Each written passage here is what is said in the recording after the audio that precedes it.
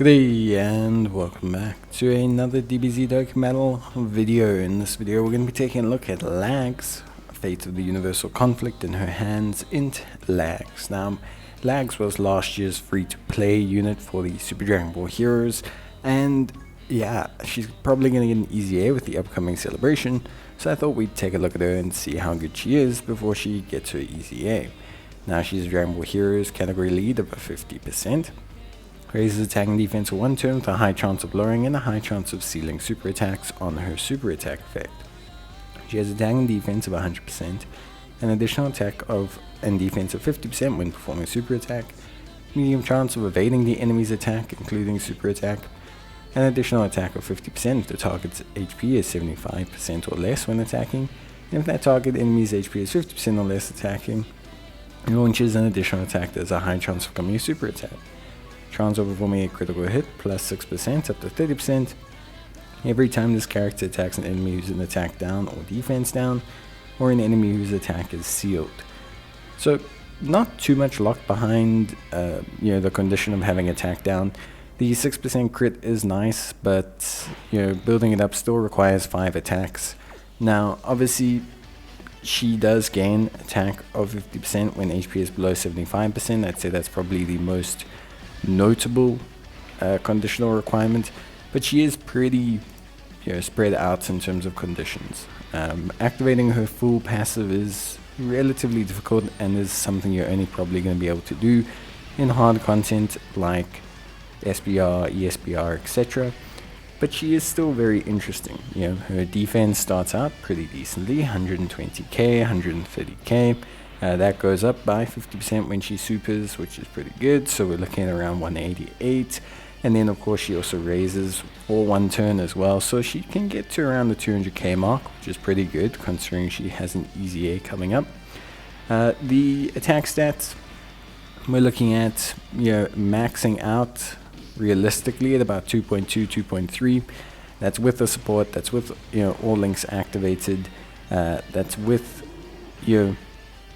the 50% bonus, and that's with the additional super attack to raise her attack. She could in theory get 1 more super attack, which would push her to like the 2.4 mil, and of course we could link level her a bit more, which is always something that's quite valuable. But yeah, I would say probably looking around 2.2, 2.3. The big thing is obviously going to be her easy A.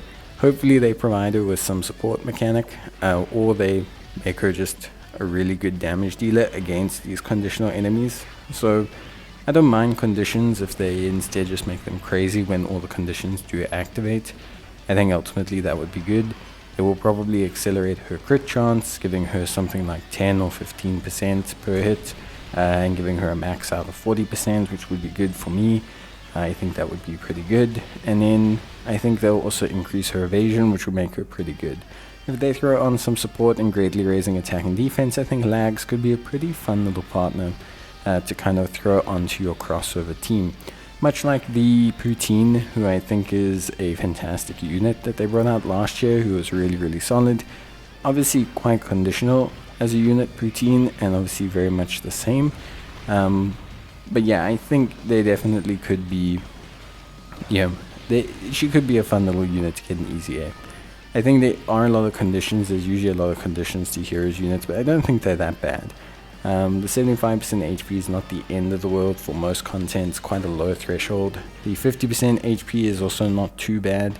It's the crit that kind of makes things a bit difficult because, in theory, if you are in a super hard event, you cannot attack lower, defense lower, or seal, so the crit kind of gets locked out from you.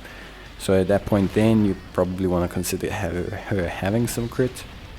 Right now, she doesn't hit very hard, so it doesn't feel like crit is necessary. You can probably just go full evasion, but I would probably wait and see as to what happens when she actually gets her easy A. I think that's probably going to be the best decision to make. But overall, she still looks pretty interesting. Link set wise, she links pretty well with other heroes units, as can be imagined, but Poutine, Fu, Robaloo, all of these are great linking partners for her. Vardos, Margarita also pretty decent, and Gila is also surprisingly decent as well. And they're on the Pepe Gals team together. She doesn't need to be on a crossover team, which is something that's pretty good, I will say. And she does have some pretty strong links, and you can get them active. Loyalty is very strong, 5% damage reduction, Cold Judgment, Battlefield Diva is okay, Shattering the Limit's also quite fine. So she's got a decent link set that you can kind of build off of. She's got a couple really good high profile partners, and then mainly just yard links pretty decently with a lot of Pepe Gals options. She's not restricted in terms of category, which is good, which means that when she does get her EZA, she could be a lot of fun to run on Pepe Gals, on all the different categories she's on, although it's not a lot. Crossover, DB Heroes, Pepe Gals, Res Warriors, Space Traveling Warriors, and Time Travelers. But at least she can run on those teams without too much restriction. She's more tied to enemy restrictions than her own, and that's, I think, a good thing and bodes well for her EZA. But yeah, that's basically going to be it for me. I hope you guys enjoyed the video. Let me know what you think about Lagss, or what you're looking forward to, or what other EZAs you're looking forward to for the DB Hero celebration. I think it'll be pretty cool. And yeah, but that's basically going to be it for me. Obviously, I think overall, I think she's decent. I think we'll have to see with her EZA, but yeah, bye.